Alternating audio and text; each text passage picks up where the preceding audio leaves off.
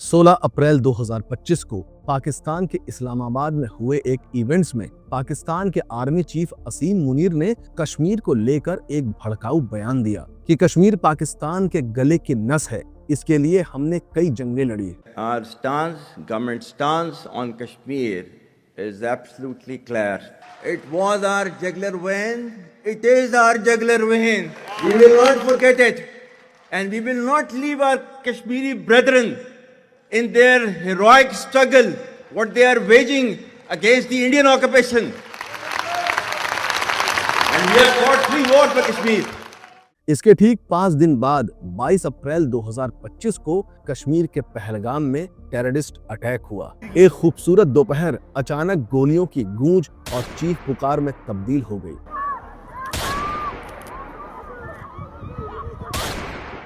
इस अटैक में 26 बेगुनाह लोगों की जानें चली गई और कई घायल हुए। ये हमला न केवल मानवता पर धब्बा है, बल्कि भारत की सिक्योरिटी सिस्टम पर भी गंभीर सवाल खड़े करता है।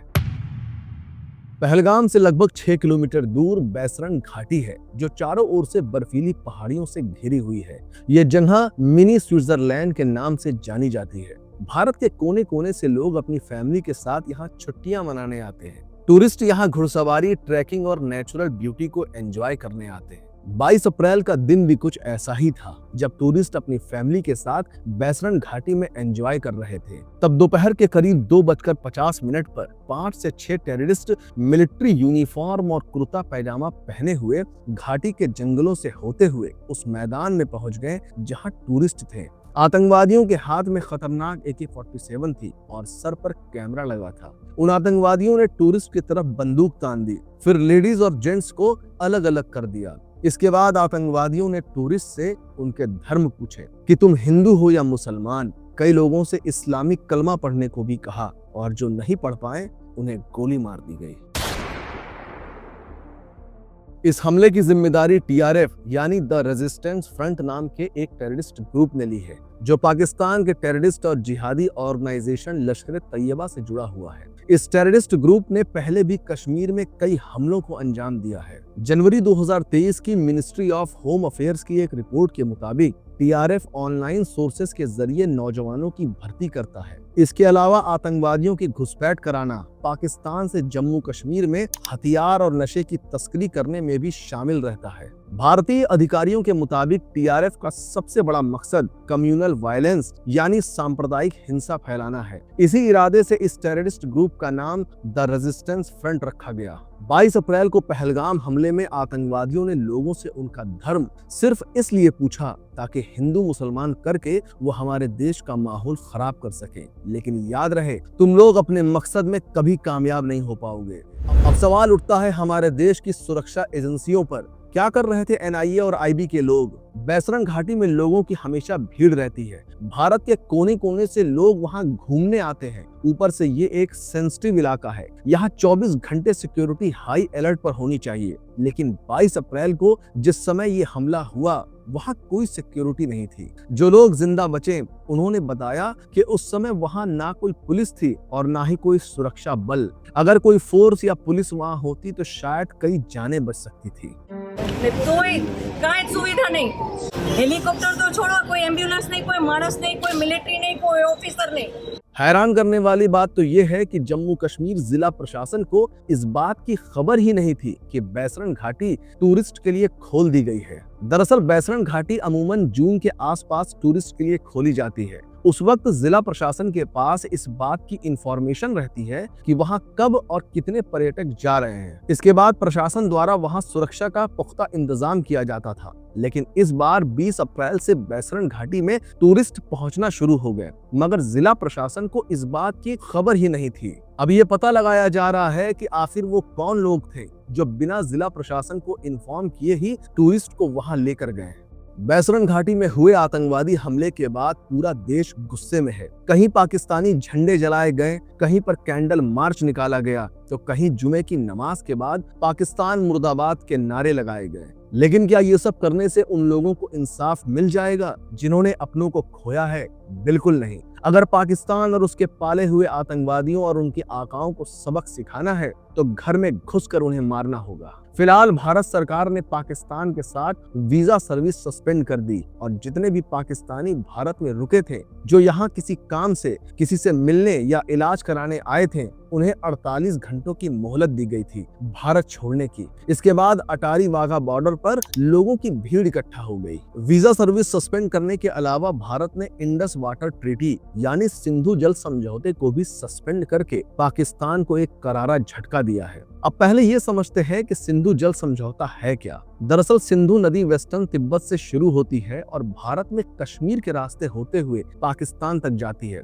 और आखिर में अरब सागर में जाके मिल जाती है। सिंधु जल समझौता सितंबर 1960 में उस समय भारत के प्राइम मिनिस्टर पंडित जवाहरलाल नेहरू और पाकिस्तानी सेना के जनरल अयूब खान के बीच कराची में हुआ था। इस संधि के तहत भारत को सिंधु और उसकी सहायक नदियों से 19% पानी मिलता है, जबकि पाकिस्तान को करीब 80% पानी मिलता है। इस समय पाकिस्तान इतना बौखलाया हुआ है कि वहां के लीडर्स ने भारत को गीदड़ भपकियां देनी शुरू कर दी है। पाकिस्तान के डिफेंस मिनिस्टर ख्वाजा आसिफ ने कहा है कि अगर भारत ने पानी बंद किया तो इसे एक्ट ऑफ वार यानी जंग का ऐलान माना जाएगा।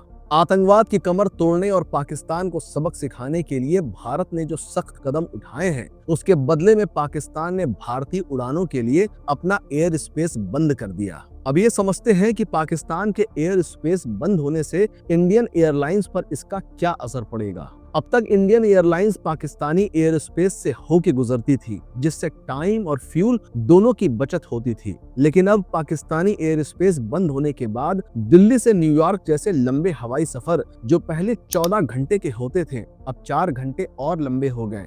पर कोई बात नहीं, हम टाइम और फ्यूल दोनों मैनेज कर लेंगे। लेकिन अब पाकिस्तान के साथ कोई समझौता नहीं होगा। बैसरन घाटी में जिन लोगों ने अपनी जान गंवाई है, उनके खून का हिसाब तुम लोगों को देना ही होगा। अब बात करते हैं पहलगाम में हुए हमले के मास्टरमाइंड की। मास्टरमाइंड कोई और नहीं, पाकिस्तान आर्मी चीफ असीम मुनीर ही है। असीम मुनीर पहले पाकिस्तान की खुफिया एजेंसी ISI का डायरेक्टर जनरल था। ISI का मकसद हमेशा से भारत में आतंक फैलाना रहा है। पहले ISI और अब पाकिस्तानी आर्मी चीफ बनकर असीम मुनीर भारत में हमले करवा रहा है। 16 अप्रैल 2025 को पाकिस्तान के इस्लामाबाद में हुए एक इवेंट्स में कश्मीर को लेकर असीम मुनीर ने जो भड़काऊ बयान दिया था, उससे उस इंसान की नीयत साफ पता चलती है कि वो क्या चाहता है। पहलगाम हमले के पीछे जिन आतंकवादियों का हाथ है, पहले उनके स्केच जारी किए गए थे, लेकिन अब उनकी पहचान हो गई है और उनकी तस्वीर भी सामने आ गई है। कश्मीर में सेना और पुलिस ने सर्च ऑपरेशन तेज कर दिया है।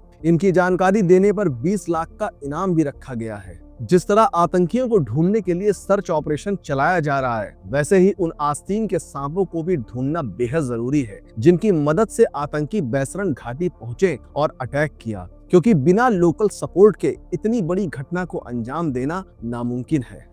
ये सच है कि आतंकवादियों ने धर्म पूछकर गोली चलाई, लेकिन ये भी सच है कि उस समय वहां ना तो कोई पुलिस थी और ना ही कोई फोर्स। उस वक्त मदद के लिए जो हाथ आगे आए वो कश्मीर के लोकल लोग थे। उनमें से कोई किसी को कंधे पर बैठाकर तो कोई अपने घोड़े पर लेकर भागा। ये सच है कि आतंकियों ने कलमा पढ़वाया, मगर ये भी सच है कि कश्मीर के आदिल हुसैन ने लोगों की जान बचाने के लिए आतंकवादियों की गोली खाई। आदिल हुसैन घोड़े चलाने का काम करता था, टूरिस्ट को अपने घोड़े पर घुमाता था। वो घर में सबसे बड़ा था और अकेले कमाने वाला था। उस दिन आदिल अपने घोड़े पर टूरिस्ट को घुमाने के लिए बैसरन घाटी गया था। आतंकी जब गोली चलाकर निर्दोष लोगों को मार रहे थे, तब उसने उन्हें रोकने की कोशिश की और एक आतंकवादी से भिड़ गया और उसकी बंदूक छीनने की कोशिश की, लेकिन गोली लगने से आदिल की मौत हो गई।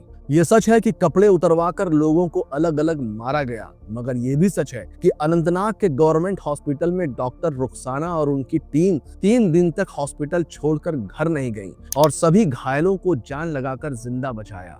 मारने वालों ने नफरत चुनी और बचाने वालों ने इंसानियत। पाकिस्तान और उसके पाले हुए आतंकवादी चाहते हैं कि हिंदुस्तान में नफरत बढ़े और देश का नुकसान हो, लेकिन हम हिंदुस्तानी उनके नापाक इरादों को कभी भी कामयाब नहीं होने देंगे। अगर मेरी आवाज, ये वीडियो उन आतंकवादियों और उनके आकाओं तक पहुंच रही है, तो एक बात मैं बता दूं कि तुम सब चाहे जितनी नमाजें पढ़ लो, हजारों बार अल्लाह अकबर बोल लो, लेकिन ये जो तुम इस्लाम के नाम पर बेगुनाह लोगों का खून बहा रहे हो, याद रखना 72 हूरों का तो पता नहीं, मगर तुम सब एक दिन सुअर की मौत मरोगे, इसकी गारंटी मैं लेता हूं। जय हिंद।